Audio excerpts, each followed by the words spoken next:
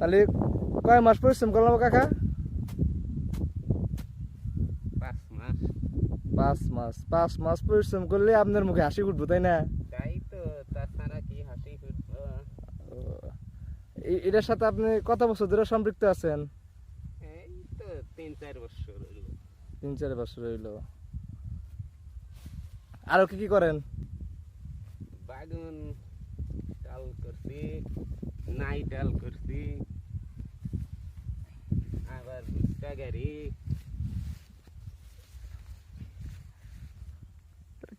কৃষি পেশার সাথে সম্পৃক্ত আছেন, তাই না কাকা? হ্যাঁ হ্যাঁ এটার মাধ্যমে জীবিকা নির্বাহ করেন।